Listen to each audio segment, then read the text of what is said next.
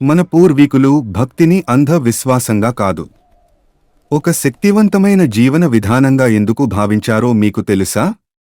ఆలయంలో గంటలు మోగించడం, దీపం వెలిగించడం, నామజపం చేయడం, ఇవన్నీ కేవలం ఆచారాలేనా? లేదా వీటి వెనుక లోతైన శాస్త్రీయ, ఆధ్యాత్మిక రహస్యాలున్నాయా?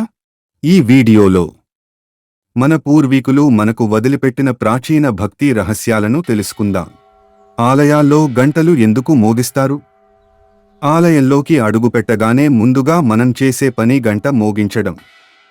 ఈ శబ్దం మన చెవులకు మాత్రమే కాదు, మన మనసుకు తాకుతుంది.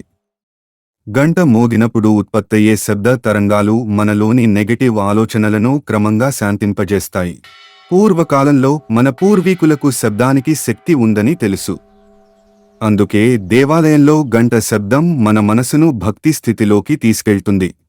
దీపం వెలిగించడం వెనుక ఉన్న రహస్యం మీకు తెలుసా? ప్రతి పూజలో దీపం తప్పనిసరి.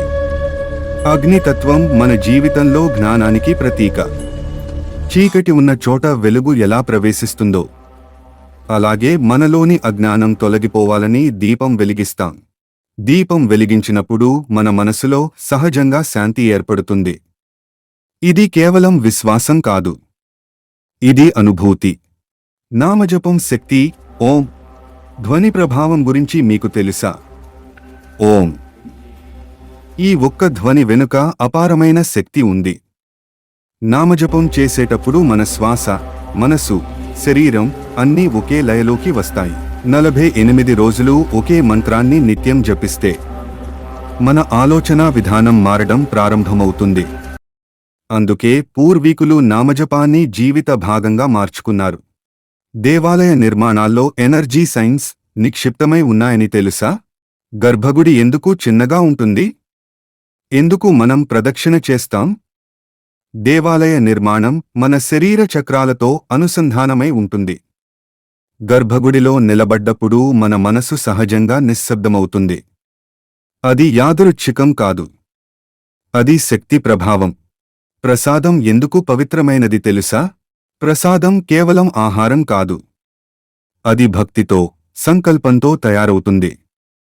భక్తి శక్తి ఆహారాన్ని కూడా పవిత్రంగా మారుస్తుంది. అందుకే ప్రసాదం తీసుకున్నప్పుడు మనసు తేలికగా అనిపిస్తుంది. ఇది అనుభవించిన వారికి తెలుసు.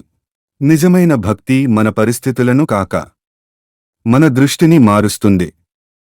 మన పూర్వీకులు అందుకే భక్తిని జీవితంలో భాగం చేశారు. మీరు కూడా ఈ భక్తి మార్గాన్ని అనుసరించి శాంతియుతమైన జీవితం పొందవచ్చు. ఈ వీడియోలో కంటెంట్ మీకు నచ్చినట్లయితే లైక్ చేయండి, షేర్ చేయండి. ఇలాంటి ప్రాచీన భక్తి జ్ఞానం కోసం ఈ ఛానల్ని సబ్స్క్రైబ్ చేయండి.